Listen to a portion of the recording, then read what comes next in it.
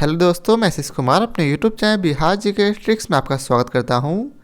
आज हम लोग प्राचीन भारत के इतिहास के अंतर्गत पुष्यभूति राजवंश के सभी महत्वपूर्ण प्रश्नों को इस वीडियो में देखेंगे। तो यदि आप लोगों ने अब तक हमारा channel Bihar GK tricks subscribe नहीं किया है तो इसे सब्सक्राइब कर लें, साथ ही बेल आइकन को जरूर दबाएं। तो आइए वीडियो को स्टार्ट करते हैं। आज का पहला प्रश्न है, वानवट लेखक थे किन किन पुस्तकों के? तो वानवट लेखक थे पार्वती परिणय के, कादम्बरी के और हर्षचरित के, अर्थात ऑप्शन ए सही है। अब आइए चलते इसके विस्तार को पढ़ते हैं। वानवट लेखक थे कादम्बरी एवं हर्षचरित के। वानवट ये थानेसर के रहने वाले थे और यह जो थे हर्षवर्धन का राज्य कवि था। अब नेक्स्ट प्रश्न है, किस चीनी बौद्ध यात्री ने हर्ष के साम्राज्य का दौरा किया था? तो वह चीनी बौद्ध यात्री कौन था? तो इसका उत्तर है ह्वेनसांग। चीनी बौद्ध यात्री ह्वेनसांग ने हर्ष के साम्राज्य का दौरा किया था। ह्वेनसांग ने सी यू की नामक पुस्तक की रचना की थी। तो आप लोग इस पुस्तक को याद रखेंगे कि ह्वेनसांग की पुस्तक सी यू की में किस चीज़ का वर्णन है? तो उन्होंने जो भारत में दौरा किया उसका इस पुस्तक में चर्चा किया गया है। ह्वेनसांग को यात्रियों का राजकुमार, नीति का पंडित एवं वर्तमान शाक्यमुनि के नाम से भी जानते हैं। अब अगला प्रश्न है, हर्ष किस राजवंश से संबंधित था? तो हर्ष जो है पुष्यभूति राजवंश से संबंधित था। याद रखेंगे, हर्ष जो है पुष्यभूति राजवंश से संबंधित था। हर्ष 606 ईस्वी में थानेश्वर की गद्दी पर बैठा था। कब? तो 606 ईस्वी में। इसे हम शिलादित्य के नाम से भी जानते हैं। इसने शकलोत्तर पथनाथ की उपाधि धारण किया था। हर्ष ने अपनी बहन राजश्री को प्रशासनिक कार्यों में सहयोग देने के लिए अपनी राजधानी थानेश्वर से कन्नौज ले गया था। तो आप लोग याद रखेंगे कि हर्षवर्धन ने क्यों अपनी राजधानी थानेश्वर से कन्नौज ले गया? क्योंकि वह अपनी बहन राजश्री का सहायता करना चाहता था। अब अगला प्रश्न है, किस शिलालेख द्वारा हमें हर्षवर्धन द्वारा वल्लभी पर विजय प्राप्त होने की सूचना मिलती है? तो किस शिलालेख द्वारा? तो इसका उत्तर है नवशासी तांबा प्लेट अभिलेख द्वारा। अब आइए चलते इसके विस्तार को पढ़ते हैं। नवशासी तांबा प्लेट शिलालेख द्वारा हमें हर्षवर्धन द्वारा वल्लभी पर विजय प्राप्त होने की सूचना मिलती है। उस समय वल्लभी का शासक ध्रुवसेन द्वितीय था। बाद में हर्ष ने इसके साथ अपनी पुत्री की शादी की थी। अब अगला प्रश्न है, हर्ष अपने 2 बड़े धार्मिक सभाओं के लिए जाना जाता है। इनमें से वे स्थल कौन से हैं जहां सभाएं हुई थी? तो इसका ऑप्शन डी सही है, अर्थात कन्नौज और दूसरा प्रयाग। हर्ष अपने 2 बड़ी धार्मिक सभाओं के लिए जाना जाता है। इनमें से वे स्थल कन्नौज एवं प्रयाग है। यहाँ प्रयोग लिखा है लेकिन यहाँ प्रयाग होगा, अर्थात वर्तमान इलाहाबाद।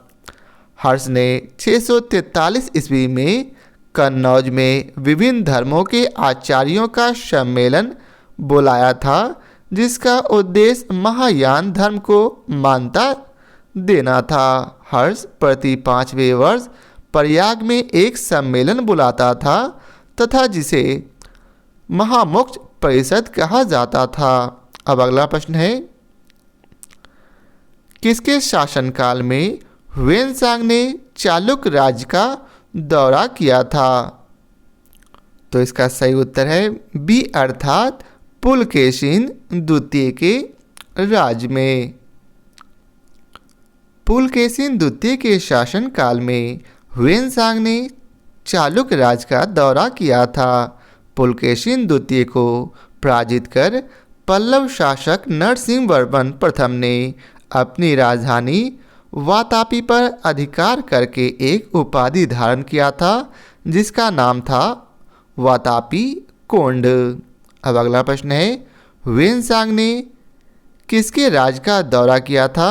तो हर्षवर्धन के राज का। ह्वेनसांग हर्षवर्धन के राज का दौरा किया था। इसने बादामी के चालुक्य शासक पुलकेशिन द्वितीय के राज का भी दौरा किया था, अर्थात इसका दो उत्तर हो सकता है। हर्षवर्धन पुष्यभूति राजवंश का शासक था। अगला प्रश्न है, हर्षवर्धन की प्रारंभिक राजधानी कौन थी? तो हर्षवर्धन की प्रारंभिक राजधानी थानेश्वर थी। कौन थी? थानेश्वर। हर्षवर्धन की प्रारंभिक राजधानी थानेश्वर थी। हर्षवर्धन ने अपनी बहन राजश्री को प्रशासनिक कार्यों में सहयोग देने के लिए अपनी राजधानी थानेश्वर से कन्नौज ले गया था। अगला प्रश्न है, हर्ष का दरबारी कवि कौन था? तो हर्ष का दरबारी कवि वान भट्ट था। कौन था? वान भट्ट। हर्ष का दरबारी कवि वान भट्ट था। वान भट्ट थानेश्वर का रहने वाला था। वान भट्ट ने हर्षचरित एवं कादंबरी जैसी पुस्तक की रचना की थी। मयूर जैसे विद्वान हर्ष के काल में ही रहते थे। इनसे सूर्य शतक जैसी पुस्तक की रचना की थी।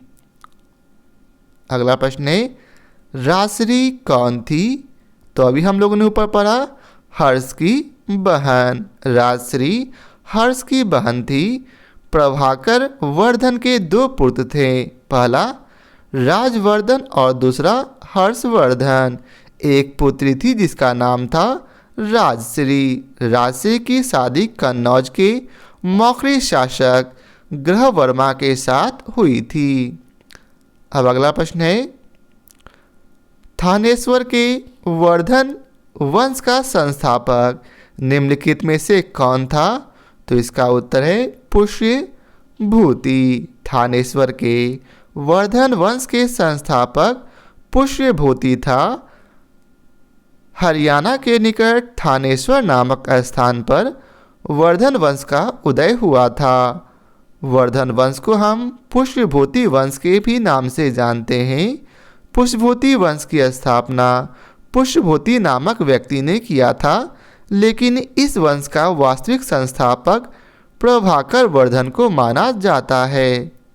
अब अगला प्रश्न है, हर्षवर्धन के राजकाल के दौरान भारत आने वाला चीनी यात्री कौन था? तो इसका उत्तर है ह्वेनसांग। हर्षवर्धन के राजकाल के दौरान भारत आने वाला चीनी यात्री ह्वेनसांग था। तो वहीं चंद्रगुप्त द्वितीय के शासनकाल में भारत आने वाला चीनी यात्री का नाम फाहियान था।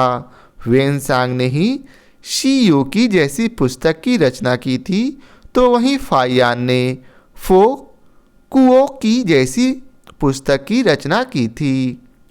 अब अगला प्रश्न है, असम का प्राचीन नाम था।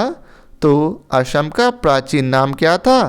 तो इसका उत्तर है कामरूप।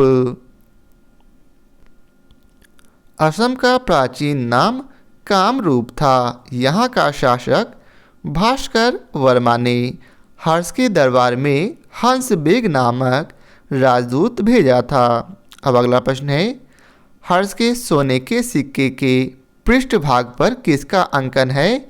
तो हर्ष के सोने के सिक्के के पृष्ठभाग पर शिव तथा पार्वती का चित्र अंकित है। हर्ष के सोने के सिक्के के पृष्ठभाग पर शिव पार्वती का अंकन मिलता है। हर्ष प्रयाग में प्रति 5वें वर्ष एक सम्मेलन बुलाता था जिसे महामोक्ष परिषद कहा जाता था। हर्ष ने नागानंद रत्नावली एवं प्रियदर्शिका जैसी पुस्तक की रचना की थी। अगला प्रश्न है, हर्ष ने किस विश्वविद्यालय को विशेष संरक्षण प्रदान दिया था? तो इसका उत्तर है नालंदा विश्वविद्यालय को। हर्ष ने नालंदा विश्वविद्यालय को विशेष संरक्षण प्रदान किया था। नालंदा विश्वविद्यालय भारत स्तर पर सबसे प्राचीन विश्वविद्यालय है, तो वहीं विश्व स्तर पर सबसे प्राचीन विश्वविद्यालय तक्षशिला विश्वविद्यालय है। अब अगला प्रश्न है, प्रिंस ऑफ पिलग्रिम्स नाम किसे प्रदान किया गया था? तो इसका उत्तर है ह्वेन-सांग को। प्रिंस ऑफ पिलग्रिम्स नाम ह्वेन-सांग को प्रदान किया गया था।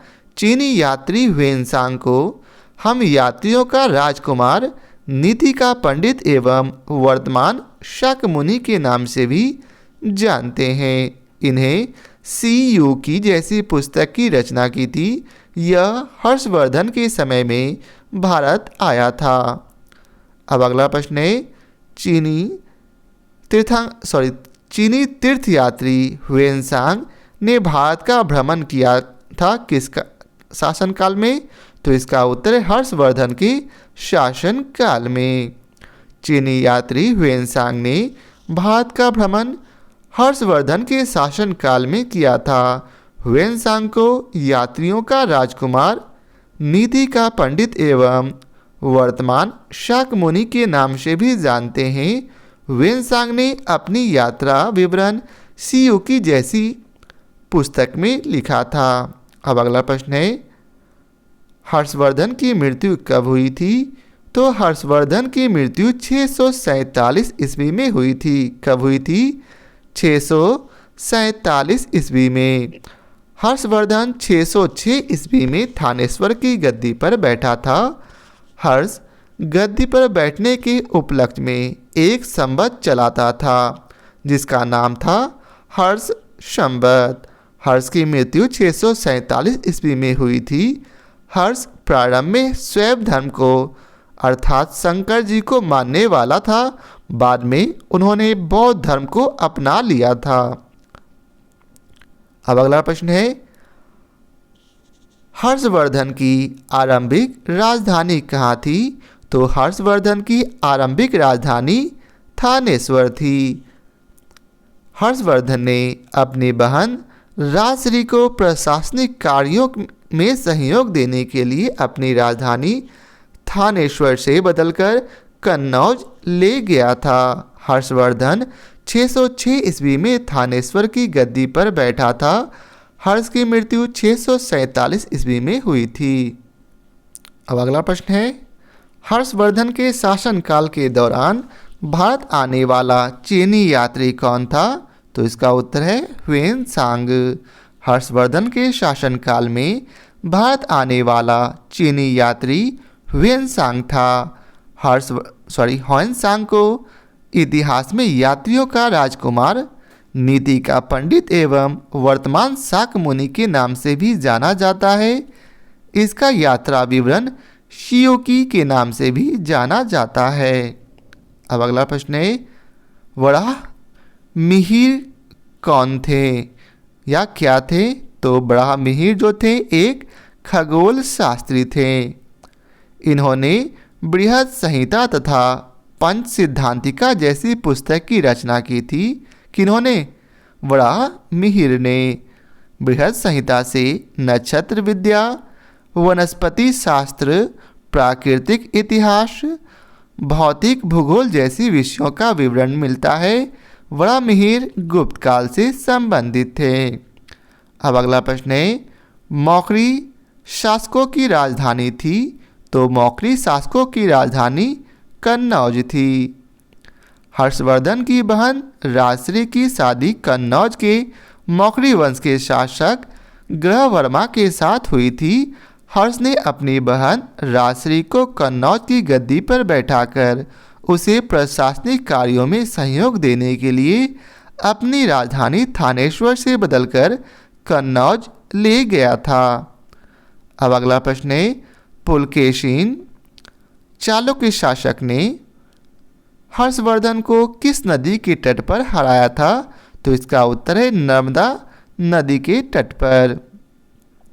पुलकेशिन द्वितीय चालुक्य शासक पुलकेशिन द्वितीय जो कि चालुक्य शासक था, इसने हर्षवर्धन को नर्मदा नदी के तट पर हराया था। इस युद्ध के बारे में हमें जानकारी ऐहोल अभिलेख से मिलती है। ऐहोल अभिलेख की रचना रवि कीर्ति नामक विद्वान ने किया था। पुलकेशिन द्वितीय ने हर्ष को पराजित करने के बाद परमेश्वर की उपाधि धारण की थी। अब अगला प्रश्न है, मेहरौली में लौह स्तंभ किस राजवंश अवधि के शासन के दौरान बनाया गया था? तो इसका उत्तर है गुप्त राजवंश के। मेहरौली लौह स्तंभ गुप्त राजवंश अवधि के शासन के दौरान बनाया गया था। दिल्ली स्थित मेहरौली लौह स्तंभ अभिलेख में चंद्रगुप्त द्वितीय का नाम चंद्र मिलता है।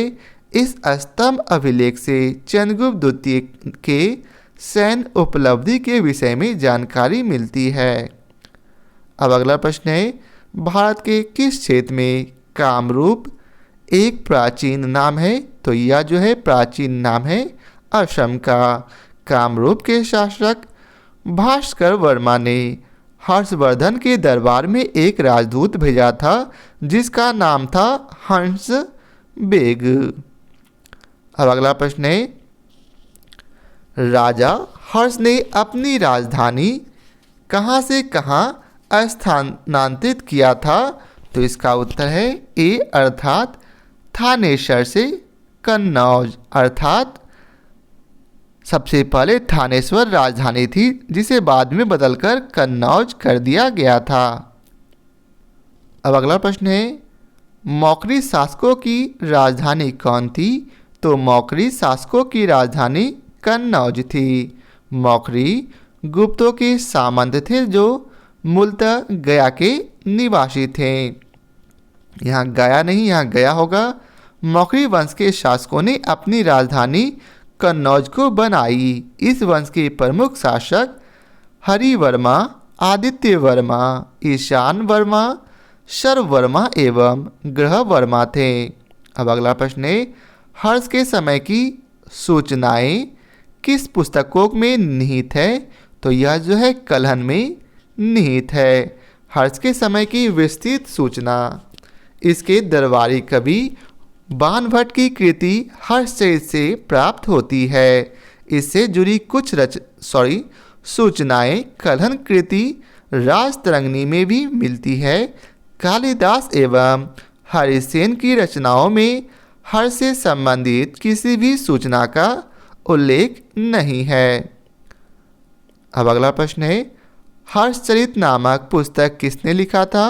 तो हर्षचरित नामक पुस्तक बाणभट्ट ने लिखा था। हर्षचरित ग्रंथ की रचना सुप्रसिद्ध लेखक बाणभट्ट ने किया था। यह वर्धन वंश के इतिहास का प्रमुख स्रोत है। यह आख्यायिका है जिसमें लेखक अपने समकालीन शासक तथा उसके पूर्वजों के जीवन वृत्ति का वर्णन प्रस्तुत करते हैं। अब अगला प्रश्न है, सम्राट हर्षवर्धन ने 2 महान धार्मिक सम्मेलनों का आयोजन किया था। तो इसका उत्तर है कन्नौज में और प्रयाग में। अन्य धर्मों से महायान की उत्कृष्टता सिद्ध करने के लिए हर्ष ने कन्नौज में विभिन्न अर्थात अलग अलग धर्मों एवं संप्रदायों के आचार्यों की एक विशाल सभा बुलाई थी।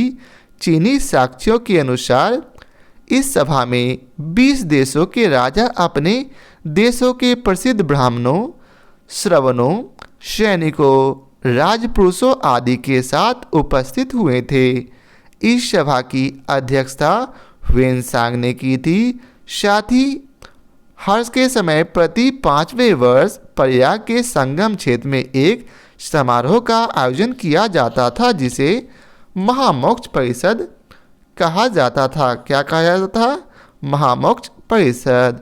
ह्वेनसांग स्वयं छठे समारोह में उपस्थित था। इसमें 18 देशों के राजा सम्मिलित हुए थे। अब अगला प्रश्न है, उत्तर प्रदेश में स्थित वह स्थल जहां हर्षवर्धन ने बौद्ध महासम्मेलन का आयोजन किया था, तो इसका उत्तर है प्रयाग में। नर्मदा नदी पर सम्राट हर्ष के दक्षिणवर्ती अग्रगमन को रोका था किसने, तो इसका उत्तर है पुलकेशिन द्वितीय ने। हर्ष की विजयों के फलस्वरूप उसके राज की पश्चिमी सीमा नर्मदा नदी तक पहुंच गई थी। इधर पुलकेशिन द्वितीय भी उत्तर की ओर राज का विस्तार करना चाहता था। ऐसी स्थिति में दोनों के बीच युद्ध अवश्य ही भावी हो गया, जिसके फलस्वरूप नर्मदा के तट पर दोनों के बीच युद्ध हुआ, जिसमें पुलकेशिन द्वितीय ने हर्ष को पराजित किया। पुलकेशिन द्वितीय की ऐहोल प्रशस्ति एवं ह्वेनसांग का विवरण इस युद्ध के साक्ष्य हैं। अब अगला प्रश्न है, निम्नलिखित शासकों में से किसने हर्षवर्धन को पराजित किया था, तो किसने पराजित किया था, तो अभी हम लोगों ने पढ़ा पुलकेशिन द्वितीय ने। अगला प्रश्न है, कवि बाण निवासी थे, कहाँ के निवासी थे, तो इसका उत्तर है उपयुक्त में से कोई नहीं। बाणभट्ट का जन्म औरंगाबाद जिले के, जो कि वर्तमान बिहार में सो नदी के किनारे अवस्थित पृथ्वीकूटा नामक गांव में हुआ था। इनके पिता का नाम चित्रभानु तथा माता का नाम राजदेवी था। अब अगला प्रश्न है, ह्वेनसांग किसके शासनकाल में भारत आया था, तो ह्वेनसांग जो है सम्राट हर्ष के शासनकाल में भारत आया था। हर्षवर्धन के समय की सर्वप्रमुख घटना चीनी यात्री ह्वेनसांग के भारत आगमन की है। उसकी उत्कृष्ट अभिलाषा महात्मा बुद्ध का चरण चिन्हों द्वारा पवित्र किए स्थानों को देखने एवं पवित्र बौद्ध ग्रंथों का अध्ययन करने की थी, जो उन दिनों भारत में सुलभ थे। इस उद्देश्य की पूर्ति हेतु उसने तांग शासकों की राजधानी चंगन से भारतवर्ष के लिए 629 ईस्वी में प्रस्थान किया था। अपनी भारत यात्रा के ऊपर उसने एक ग्रंथ लिखा था जिसे सियोकी कहा जाता है। अब अगला प्रश्न है, ह्वेनसांग की भारत में यात्रा के समय सूती कपड़ों के उत्पादन के लिए सबसे प्रसिद्ध नगर था, कौन था, तो मथुरा। चीनी यात्री ह्वेनसांग हर्षवर्धन के समय में भारत आया था। उसके अनुसार मथुरा उस समय सूती वस्त्रों के लिए प्रसिद्ध था, जबकि वाराणसी रेशमी वस्त्रों के लिए प्रसिद्ध था। ह्वेनसांग बताता है कि थानेश्वर नगरी को अतिथियों के लिए चिंतामणि भूमि तथा व्यापारियों के लिए लाल भूमि बताया है। यहाँ के निवासी अधिकांशतः व्यापारी थे, जो विभिन्न अर्थात अलग अलग वस्तुओं का व्यापार करते थे। उज्जैनी तथा कन्नौज भी इस काल में आर्थिक दृष्टि से अत्यंत समृद्ध था। अब अगला प्रश्न है, कौशेष शब्द का प्रयोग किया गया है किसके लिए, तो इसका उत्तर है रेशम के लिए। गुप्त एवं गुप्तोत्तर काल में रेशम के लिए कौशेष शब्द का प्रयोग होता था, अतः विकल्प सी सही है। अब अगला प्रश्न है, चीनी यात्री ह्वेनसांग ने किस विश्वविद्यालय में अध्ययन किया था, तो किस विश्वविद्यालय में, तो नालंदा विश्वविद्यालय में। चीनी यात्री ह्वेनसांग हर्षवर्धन के शासनकाल में भारत आया था। 637 ईस्वी में ह्वेनसांग नालंदा विश्वविद्यालय गया। इस समय यहाँ के कुलपति आचार्य शीलभद्र थे। लगभग 1.5 वर्ष तक नालंदा में निवास के दौरान उसने योग शास्त्र का अध्ययन किया था। इसके बाद वह बंगाल गया, उड़ीसा धान्यकटक होता हुआ कांची पहुंचा था। अपनी यात्रा के दूसरे दौर में ह्वेनसांग पुनः नालंदा आया और वहां उसने व्याख्यान दिए थे। अब अगला प्रश्न है, आज भी भारत में ह्वेनसांग को याद करने का मुख्य कारण है? तो इसका उत्तर है सीयू की रचना। ह्वेनसांग ने अपनी यात्रा विवरण के ऊपर एक ग्रंथ लिखा था जिसे सीयू की कहा जाता है। ह्वेनसांग की इसी रचना के कारण उसे याद किया जाता है क्योंकि इसमें तत्कालीन भारत संबंधी काफ़ी जानकारी उपलब्ध होती है। अब अगला प्रश्न है, सीयूकी नामक यात्रा विवरण निम्नलिखित में से किससे जुड़ा है? तो यह जो है ह्वेनसांग से जुड़ा है। ह्वेनसांग का भ्रमण वृत्तांत सीयूकी नाम से प्रसिद्ध है। यह हर्षवर्धन के शासनकाल में 16 वर्षों तक यहाँ निवास कर विभिन्न स्थानों की यात्रा की तथा नालंदा विश्वविद्यालय में 6 वर्षों तक रहकर शिक्षा प्राप्त की थी। सीयूकी में 138 देशों का विवरण मिलता है। यह हर्षकालीन भारत के समाज, धर्म तथा राजनीति की जानकारी का महत्वपूर्ण स्रोत है। विली ने ह्वेनसांग की जीवनी लिखी है। ह्वेनसांग को विदेशी यात्रियों का राजकुमार कहा जाता है। अब अगला प्रश्न है, चीन लेखक भारत का उल्लेख किस नाम से करते हैं? तो इसका उत्तर है इन तू। प्राचीन कालीन चीनी लेखकों ने भारत का उल्लेख इन तू तथा थिआन तू नाम से किया है। अगला प्रश्न है, भारत में सबसे प्राचीन विहार कौन सा है? तो भारत में सबसे प्राचीन विहार नालंदा विहार है। दिए गए विकल्पों में बिहार प्रांत में पटना के 64 किलोमीटर दक्षिण एवं बड़गांव नामक स्थान में स्थित नालंदा भारत में सबसे प्राचीन विहार है। 5वीं सदी के मध्य गुप्तों के समय में नालंदा स्थित विश्वविद्यालय अस्तित्व में आया था।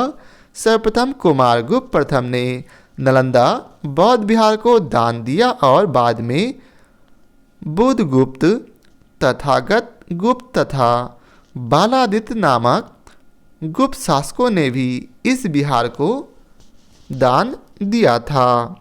अब अगला प्रश्न है, नालंदा कहाँ पर स्थित है? तो नालंदा जो है बिहार में स्थित है। अगला प्रश्न है, गुप्तोत्तर युग में व्यापारिक केंद्र था? तो गुप्तोत्तर युग में व्यापारिक केंद्र कन्नौज था। कौन था? कन्नौज।